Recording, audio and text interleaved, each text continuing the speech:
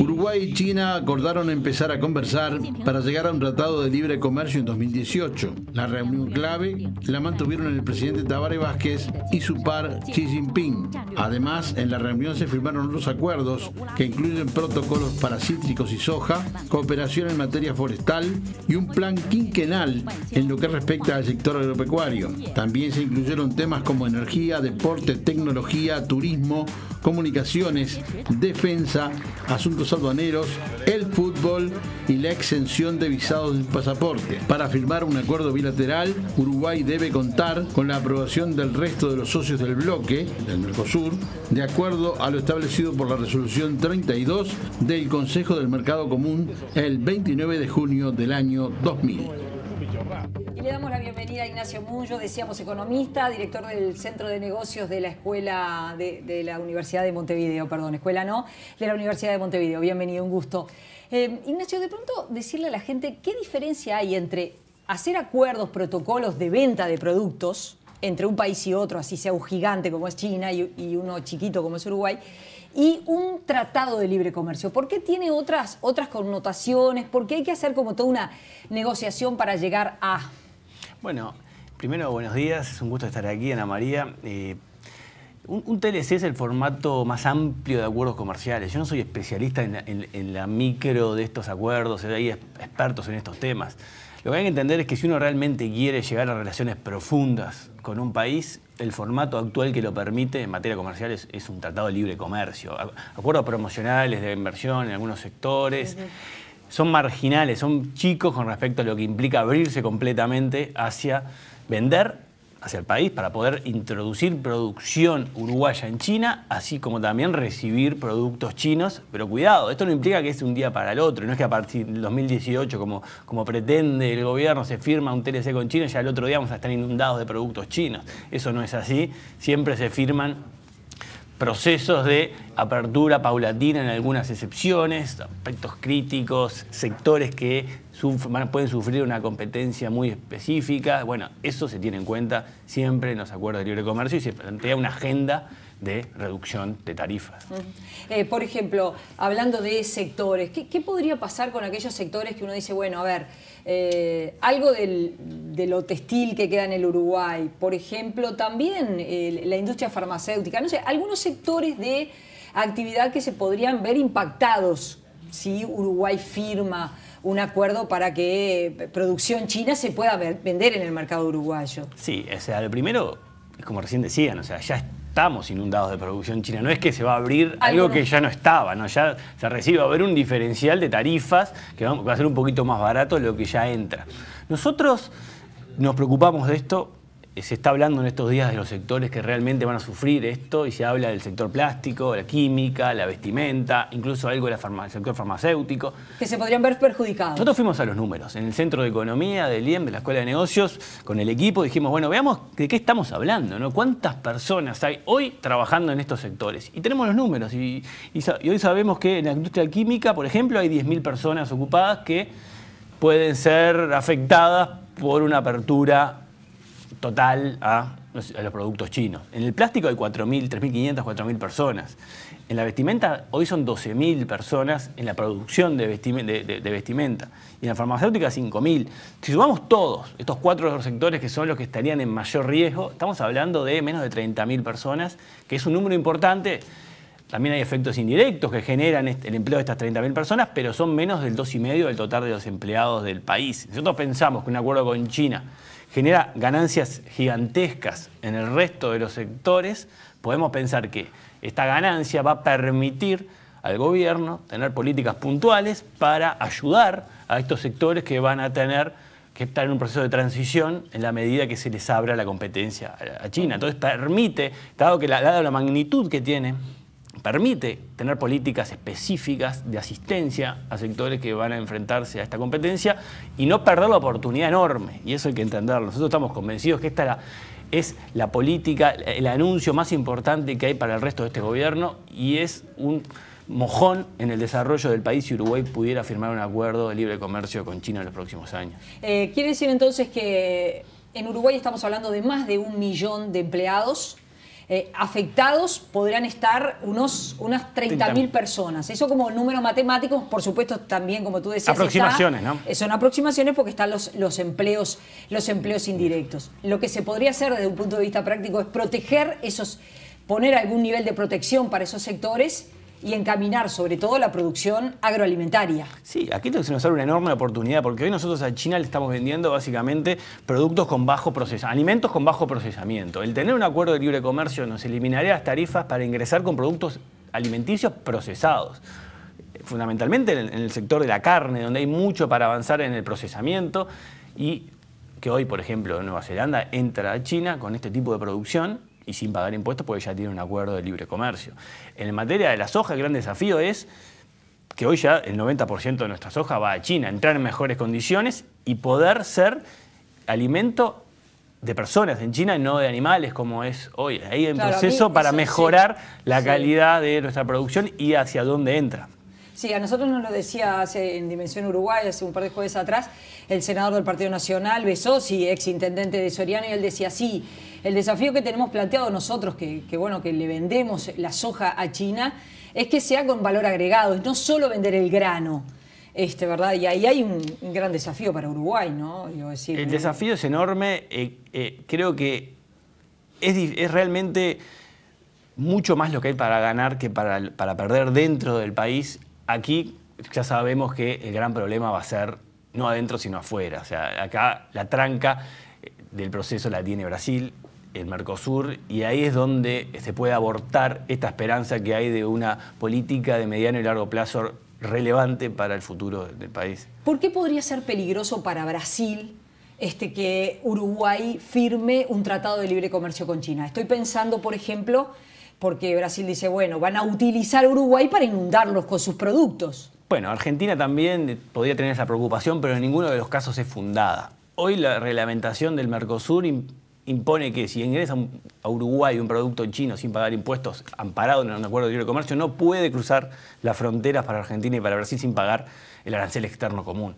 O sea, debería hacer lo mismo que si le importara directamente a Argentina o directamente a Brasil desde China. O sea, no cambiaría en lo más mínimo comercialmente para Brasil y para Argentina que Uruguay firme un acuerdo de libre comercio. Lo que sí cambia es la esencia del Mercosur. Tenemos que ser conscientes que si se permite que Uruguay firme un acuerdo de libre comercio con China, se estaría quebrando el Tratado de Asunción, donde establece que esto es una unión aduanera, donde el bloque en su conjunto es el que permite que entre producción a una única tarifa del exterior, a una única tarifa. Bueno, se habla mucho acá. Y es verdad que hay excepciones, como el caso puntual de México. Uruguay firmó un acuerdo de libre comercio con México por fuera del Mercosur y fue permitido por el resto de los socios del bloque. Claro, pero bueno, China no es México, ¿no? Para empezar, era un contexto diferente, fue en el año 2002-2003, las preocupaciones del bloque eran distintas en el año 2002-2003, saliendo de unas tremendas crisis, tanto Argentina como Brasil y Uruguay. Brasil no es México. Brasil, perdón, claro. México no es China. Claro. Es muy distinto dejar hacer esto con China que permitir que se haga con México. De todas formas hay que intentarlo. Esto no quiere decir que Uruguay no tenga que ir por ese camino. Es el camino que hoy tiene Uruguay. Claro.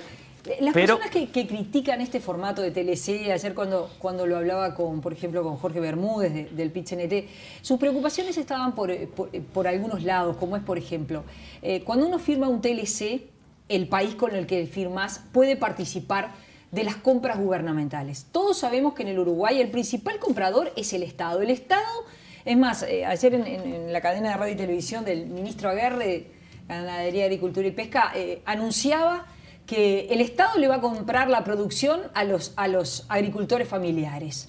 Eso para los agricultores familiares evidentemente es fundamental. Ahora, uno se pregunta, si las empresas uruguayas tienen que empezar a competir con empresas chinas, ¿pueden competir? ¿Están preparadas las empresas uruguayas para competir con las empresas chinas? Y a la vez, uno dice, bueno, pero si vos podés participar en las compras, si ellos pueden participar en tus compras, vos podés participar en las compras de ellos. ¿Hay empresas uruguayas preparadas para participar en las compras del Estado chino? Me pregunto todas esas cosas. Bueno, yo creo que este acuerdo con China no hay que pensarlo del chico y el grande, las asimetrías gigantescas que hay con China. Yo creo que esa es una dimensión irrelevante, porque nadie va a discutir, nadie va a querer negociar de igual a igual con la segunda potencia del mundo. Uruguay O sea, va a tener que lograr en este proceso aprovechar aquello que China está dispuesto a darle al país, y creo que hay muchas complementariedades. Eso hay que mirar la big picture, como se dice, o sea, de la situación. Obviamente hay sectores que no van a poder competir, pero de vuelta, o sea, hay espacio para introducir cláusulas dentro de los acuerdos para proteger a determinados sectores. Pero en el fondo acá lo que más importa es que si realmente queremos empezar a modernizar el país, transformarlo, tenemos que ser conscientes que la productividad, la mejora en la productividad no se va a lograr de fondo si no hay una apertura a la competencia. Nadie se prepara para competir cerrado, porque se dice, es verdad, o sea, hay muchos que plantean, tenemos que estar preparados para ir a competir, tenemos que darnos un proceso de tiempo. Bueno, ese proceso puede ser infinito, pero no de largo, pero no se va a generar realmente la capacidad para competir si uno no está compitiendo. Nadie se aprieta el cinturón cuando no tiene que hacerlo. Esto pasa a nivel individual, a nivel de empresas y a nivel de estados. Acá la única receta es abrirse y ahí, bueno, jugar en la cancha. En la cancha se van a ver, en la cancha no todo el mundo le va a ir bien, pero nosotros estamos convencidos que el país en su conjunto en la cancha se va a ver ampliamente beneficiado por una apertura. Y no solo nosotros estamos convencidos, los números así lo avalan. Nosotros estudiamos en el Centro de Economía todos los casos de países, economías que no eran economías avanzadas hace 20 años, y qué estrategia de inserción internacional llevaron. Todas, son 60 casos. Bueno, se abrieron, se cerraron, miramos uno por uno. ¿Y cómo le fue? ¿Mejoraron su nivel de desarrollo después de 20 años de esta estrategia o no? ¿Y saben los números que nos dan? El 80% de los países que mejoraron su posición relativa en materia de desarrollo humano, no solo en ingreso per cápita, sino nivel educativo, nivel sanitario de la población, el 80% de las economías no avanzadas que en los últimos 20 años tuvieron esa posibilidad de mejorar su nivel de desarrollo, lo hicieron abriéndose a la competencia, bajando el nivel de tarifas. Perú, Malasia, por agarrar un ejemplo de Sudamérica y un ejemplo de Asia. Uruguay no está entre esos. Uruguay no mejoró su nivel relativo. Sí mejoró mucho su ingreso, redujo la pobreza, pero si se compara con el resto de países del grupo comparable, ha perdido un escalón. O sea, no logró que esta mejora sea más fuerte que el resto, y para así tener un escalón más arriba en la escalera de desarrollo. Y los países, por ejemplo, porque si uno piensa, ¿cómo le fue a los países que tienen un TLC con China? Porque, a ver, hay quienes dicen, bueno, Australia y Nueva Zelanda, yo lo comentaba ayer cuando estábamos con Bermúdez, le ha ido bien en todo lo que es la colocación de la producción láctea. A la vez, cuando uno ve cómo China incursiona en África con un modelo extractivista, realmente llevándose las riquezas naturales, digo, decir, realmente los beneficios, yo no tengo los números, pero los beneficios para los africanos podrán ser muy buenos de pronto para los chinos, pero para los africanos no se ven. Son como de pronto dos situaciones un poco esquemáticas, pero bien diferentes, ¿no? ¿Cómo le está yendo a Australia y a Nueva Zelanda y cómo le está yendo a África con China? Bueno, podemos ver, sin ir tan lejos, podemos ver cómo le está yendo a Chile. Chile firmó un acuerdo de libre comercio con China, es lo más cercano que tenemos para comparar, y Chile diversificó tremendamente la producción que coloca hoy en China a lo que colocaba desde 10 años atrás cuando no tenía el acuerdo de libre comercio. De hecho, hay estudios internacionales que miden cuánto gana un país cuando firma un TLC con otro país más grande. Y te dicen que, controlando por todo lo que hay que controlar, situaciones distintas, que aproximadamente un acuerdo de libre comercio te implica un 4% anual de crecimiento del flujo comercial de las exportaciones del país al país con el que se firma el acuerdo comercial. O sea, todos los años un 4% de ganancia de comercio con China podríamos, en teoría, si se cumplen los patrones históricos, enfrentarnos, más allá de las vicisitudes de coyuntura que puede haber, ¿no? De producción específica de un año, sino simplemente porque los flujos que genera un TLC te impactan, esto es lo que muestra la evidencia, te impactan positivamente de esta forma. Sí, también me sorprendió enterarme que, por ejemplo, en Nueva Zelanda hay 1 millón de chinos estudiando, ¿no? Realmente, precisamente estudiando en todo lo que es el espectro de la cadena alimentaria, ¿no? que tiene Nueva Zelanda.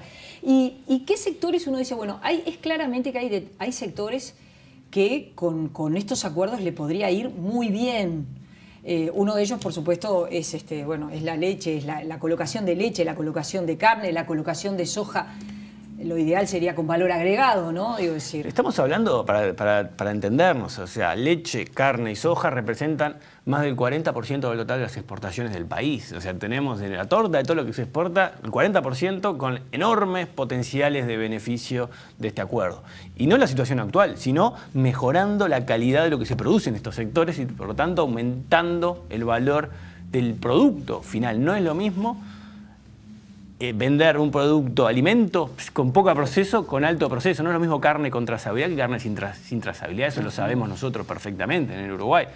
No es lo mismo, por ejemplo, para el caso de Chile, que hoy le vende, es proveedor de fruta muy importante para China, fruta orgánica que de fruta no orgánica. No es lo mismo. Se vende distinto, se paga distinto, el valor unitario es totalmente diferente. Por lo tanto, ahí hay mucho para avanzar y para eso se necesita poder desarrollar internamente potencialidades que todavía no tenemos con tanta fuerza. Porque para eso, para mejorar la calidad del producto, se necesita innovar. Y para innovar hay que permitirlo internamente. Hay barreras grandes que tiene el país para ser más innovador, más productivo. Ahora, la evidencia lo que muestra es que los países que son más innovadores internamente, las empresas de los países que logran mejorar su nivel de innovación, son aquellas que están en países abiertos, porque se ven forzados en parte a hacerlo, o porque reciben inversión extranjera directa en empresas que se instalan en el país y transmiten esa tecnología, o porque pueden importar de otros países avanzados bienes con alto contenido tecnológico y a partir de eso generar una innovación.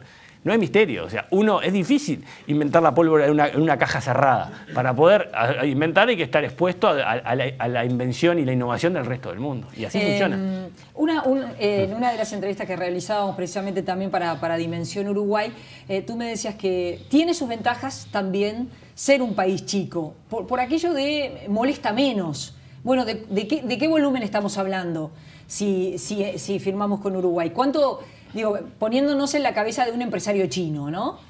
¿Cuánto nos puede perjudicar a nosotros, los chinos, una venta de una empresa uruguaya?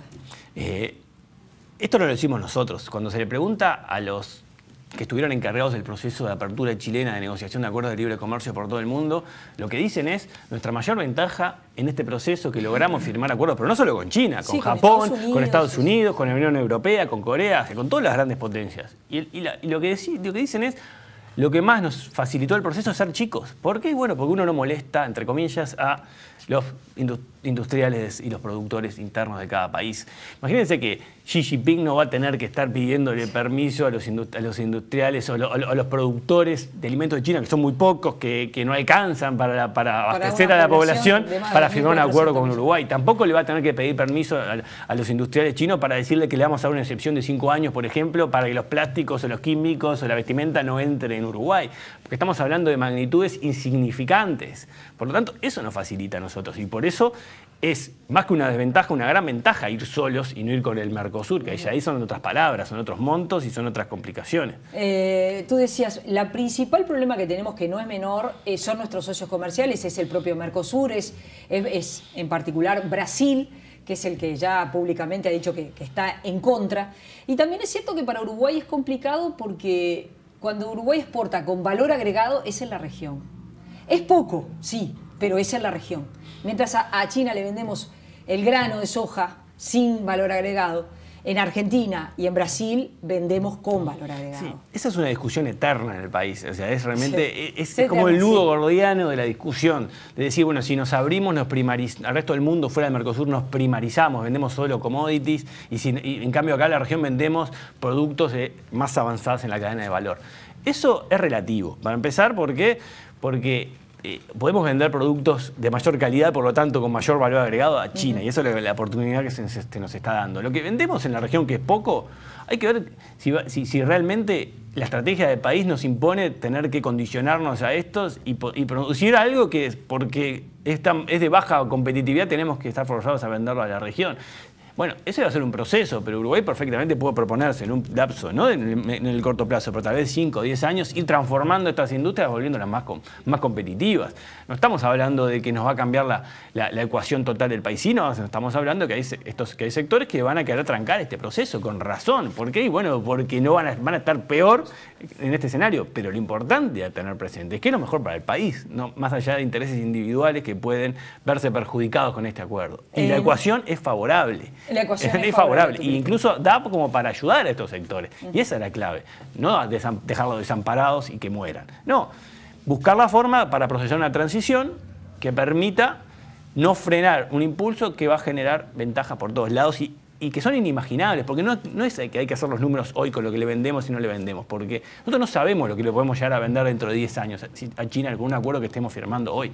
Entonces nos abre una oportunidad, más en el mundo actual donde uno no sabe lo que va a estar produciendo. Hace 10 años, Uruguay, si miramos lo que exportaba Uruguay, era carne, soja, lana, cuero, leche. No estaba ni la soja ni la celulosa. Hoy son dos de los principales productos del país. No sabemos cuáles son los nuevos dentro de 10 años. Desde el PIT-CNT obviamente también se expresa preocupación porque, como decíamos, un TLC no es un acuerdo protocolar de intercambio de productos. Tiene otros contenidos más profundos. Recién hablábamos de las compras gubernamentales. Pero también está el tema de las relaciones laborales. Ahí el PIT-CNT dice, bueno, ¿cómo es que se van a definir? Porque ya sabemos que China es un país donde el gobierno y el sindicato pertenecen al mismo partido, que es el Partido Comunista. Y bueno, eso en el Uruguay, en un país capitalista, eso no, las variables son otras. Entonces dice, bueno, las condiciones de trabajo de los chinos han sido muy criticadas en el mundo, con extensas jornadas laborales, con salarios muy bajos.